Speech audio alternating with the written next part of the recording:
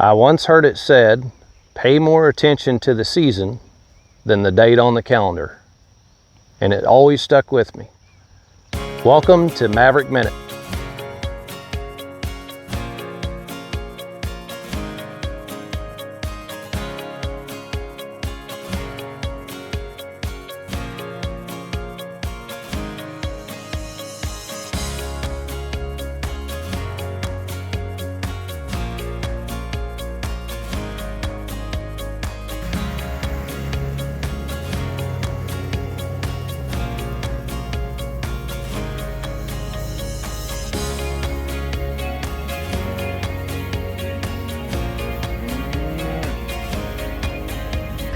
Today's student shout out goes out to Michael Blaine, Peyton Griffin, and Riley Morris. Michael works every day on the Hancock area as well.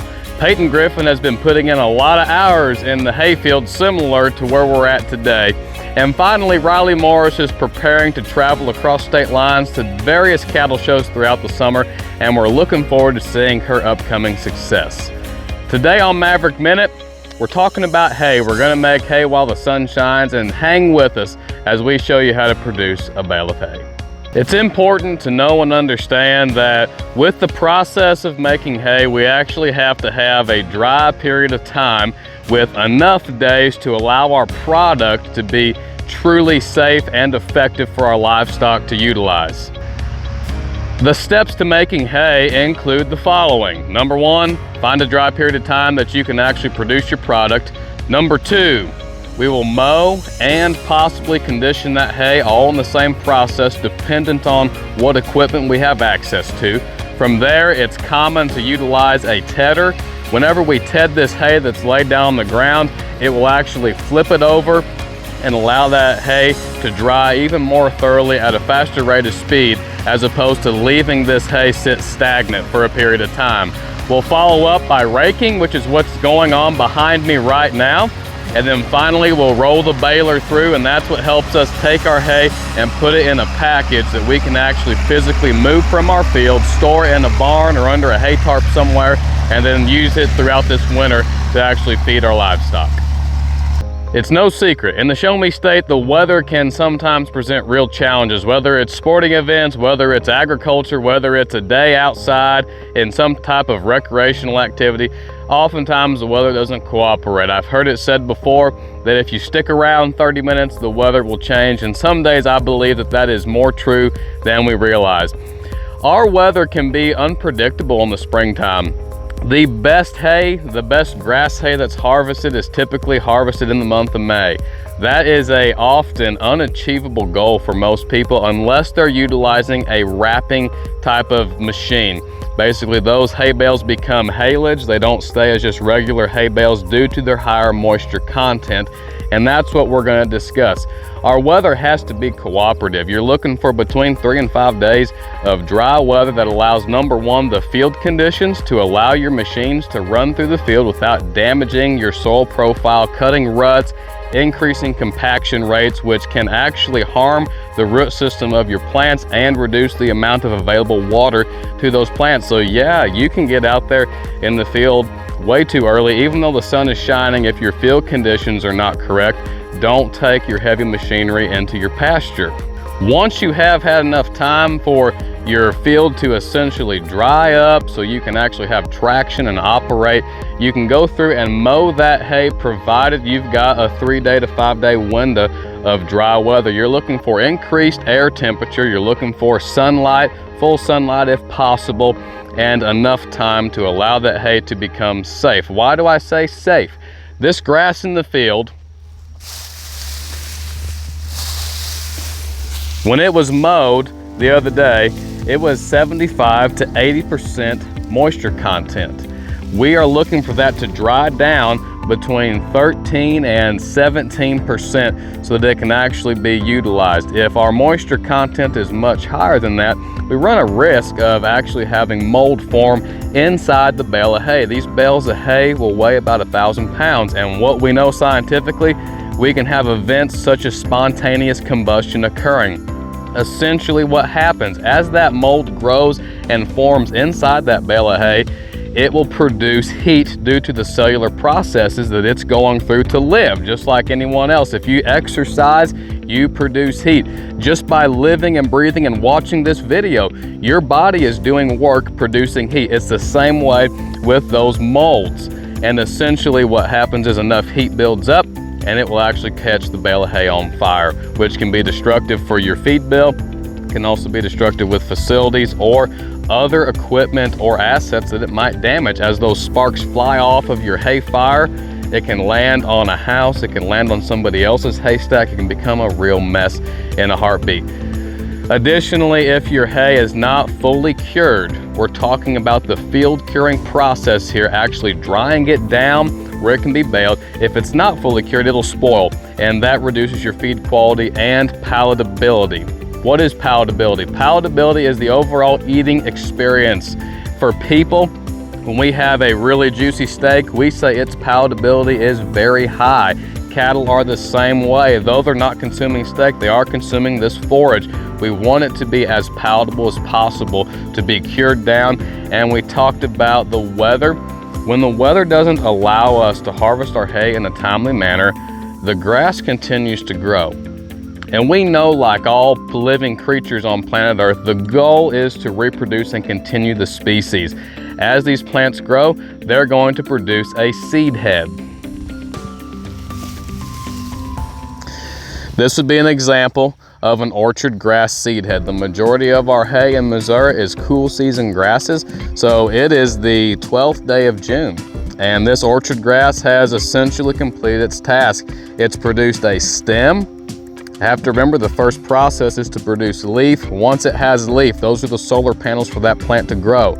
Once it can grow and harvest its own food through photosynthesis, the act of utilizing the sun's energy to allow the plant to grow, it will produce a stem. At the top of that stem, it will produce seed, but the act is not done. We're not finished growing. That seed has to mature. It has to dry down into a form that it can actually grow. And you can see this guy is browned and the seed is dried up. Well, he was at the end of his life cycle. This can be a problem though, because this stem and this seed is of no nutritional value to our livestock, despite the fact that the majority of hay fields that you see are harvested typically have a full stand of seed. It's common to see fescue fields that look this way. That seed and that stem is filler, but nutritionally it doesn't do a whole lot for our livestock. And let me ask you this question. If I had you eat a mouthful of fescue seed stems and orchard grass stems compared with a lush bowl of salad, I think you can tell which one is more palatable. So as our stem increases and our seed increases, we can have reduced palatability, but don't be fooled. This pasture has plenty of seed heads in it, has plenty of stem, but underneath there is lush amounts of leaf, and that is an okay thing. If you have seed in your hay, if you have stem in your hay, I'm not telling you that it's low quality hay. I'm telling you we have to understand that it does make a difference in the overall consumption and utilization of that hay. So once we've found the right time of day, just like Mr. Hogan said, don't pay attention to the calendar day as much. Pay attention to the season that we're in. Look at our environmental conditions. And when we're looking at our environmental conditions, we want to consider chance of precipitation, sunlight, or oftentimes in May, we may have a lack of sunlight, such as this year. We just nearly had 3 weeks straight of cloudy days, and the sun wasn't out. We actually had a reduced temperature, which can be a real problem. If our soil temperature won't get above 50 degrees, it's difficult for these forage plants to actually grow and become productive, hence making it even more difficult to harvest good quality hay in May. Even though you're looking at the calendar, May may not be the month for you. Finally, when we get through all of that, we've got to be able to have enough days that give us the opportunity to effectively harvest this crop in a timely manner. Our next step is mowing and conditioning. Whenever we run the mower through, it's just like your yard, except we're not shredding this crop up. We're trying to cut it very low to the ground and have it fall over neatly. Some of our mowers are equipped with conditioning mechanisms. These are oftentimes a set of rollers, and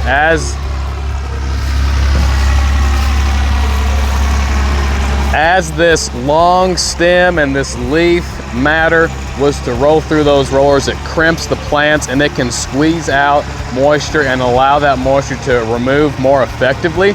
Additionally, you can sometimes crimp these things too tight and they can cause nutritional problems. Finally, another common method is the flail method, and basically there's a set of hammers. They're often in a V shape or an upside down T, and they swing on a flail and basically beat these plants. Oftentimes they will bend them at a 90-degree angle or a 45, and that bend allows those plants to effectively drain moisture out. And whenever we add a conditioning mechanism, we do speed up the field curing process. It actually allows the plants to dry faster, and that's what our next step is based around, the process of tedding. When we ted a field, this grass is going to be distributed. It's kind of a violent looking process to watch a tedder operate, and it will literally flail all of the grass away, and oftentimes it flips it over.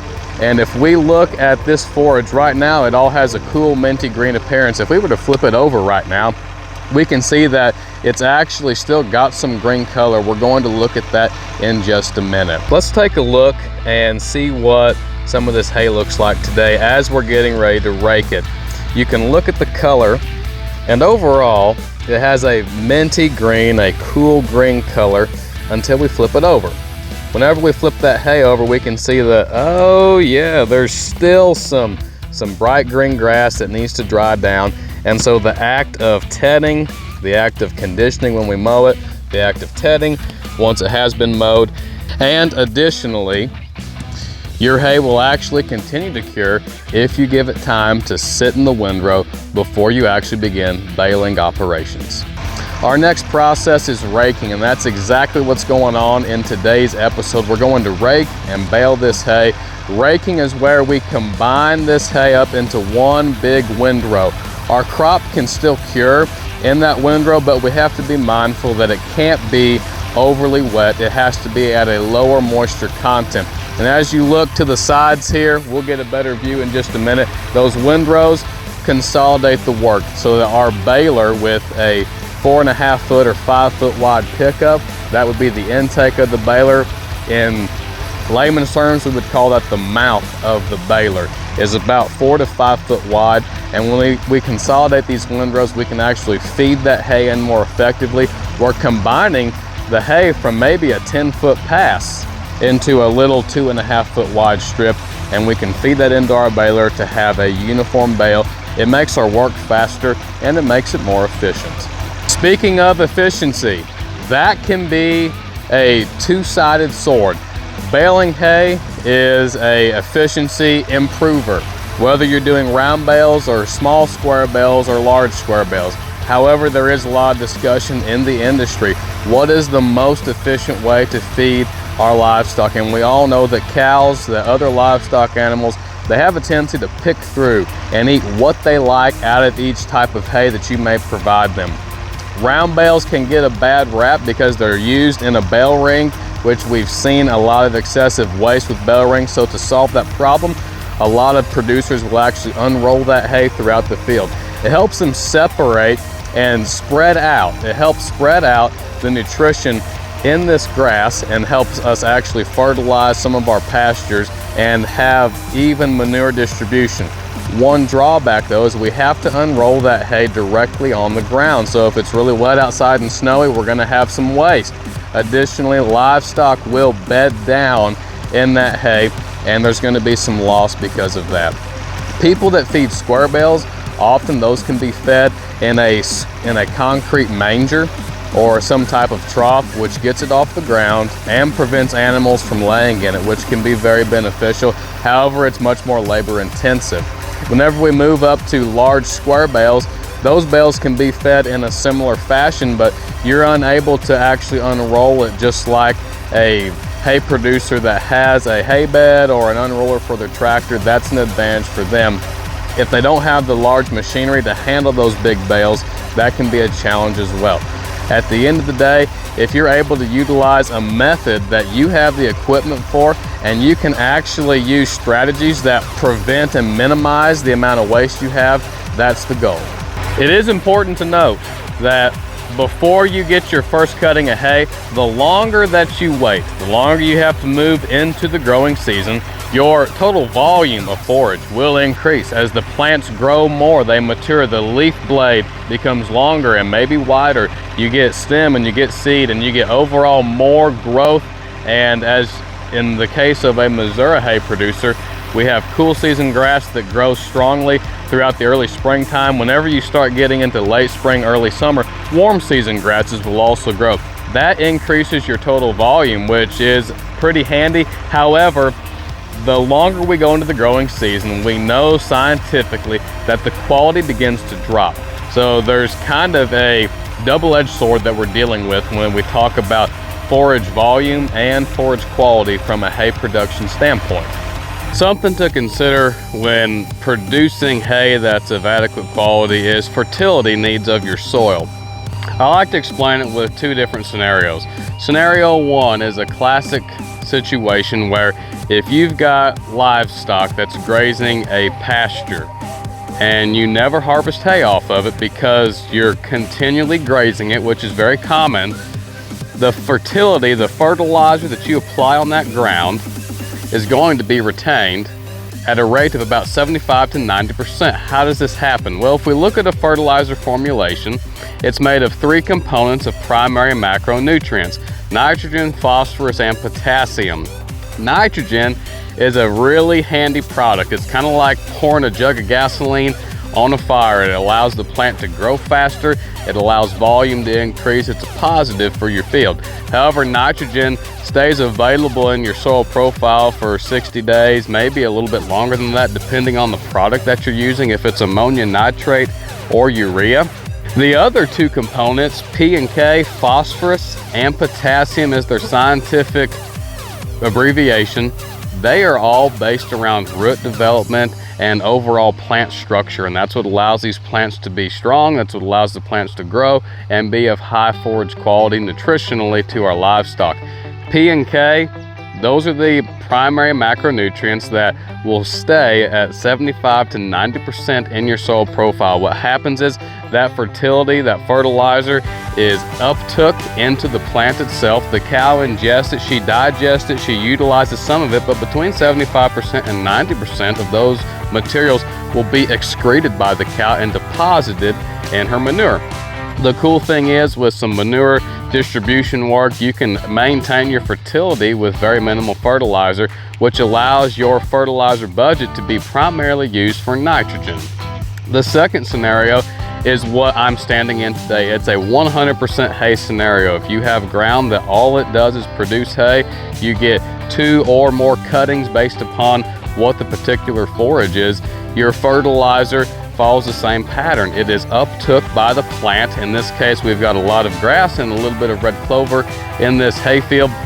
From there, it's baled up, and wherever that bale of hay goes, that's where the fertilizer is transported. So if you take hay from this hay-only farm to a grazing-only farm, you are essentially applying some fertilizer to that grazing operation. And it's possible that the amount of the fertilizer that your cows are utilizing can be offset by that hay. And if you're bringing that good fertilized hay and there's not any weeds in it and it has desirable species, because you know there's going to be a little bit of seed in it, you can actually have an advantage to bring some fertilizer to your operation. If this hay goes to Texas or to Oklahoma or somewhere else in the Show Me State, we're going to actually lose that fertilizer, the P and the K component, and we have to replace that. There's no way around it. On our hay fields, every time hay is harvested, we have to allocate a certain amount of phosphorus and potassium to be returned to our soil profile so that we can expect to have the same yields year after year. If we don't replace it, we will decrease the amount of hay that's produced over time, and when our forage, our healthy, positive forage that we desire, is at a weakened state where it's not able to grow and fully develop the roots, weeds can overtake them drastically. And we've all seen how plants like thistle and poison hemlock and ragweed, those plants pull an enormous amount of nutrients and water. If you look at them, they're gonna grow to extreme heights, and they'll have a large canopy that shades out those plants. So not only do they utilize a lot of the water and a lot of the soil nutrients, they actually shade the plants out, which reduces their ability to perform photosynthesis. It's another knock against them. Whenever we have these plants that aren't healthy, they can't choke out the weeds. In fact, the opposite happens. Those weeds are able to actually choke out the desirable forage plants in your pasture or in your hay fields. It's interesting to think about the contrasting temperatures that these bales of hay serve on the farm. Today, June 13th, it's in the upper 80s, almost 90, and we've got a little bit of humidity. It's not terribly uncomfortable outside, but these bales of hay are going to be utilized to feed and meet the needs of livestock in very extreme conditions as well. We're talking about commonly winter time, and the temperature can be on the other side of the thermometer. It makes me think that, you know, when we have to realize that there's a time and a place to get our work done, and a time and place to get it done so that it's of adequate quality to accomplish the task. Until next time, from the field, this has been another Maverick Minute.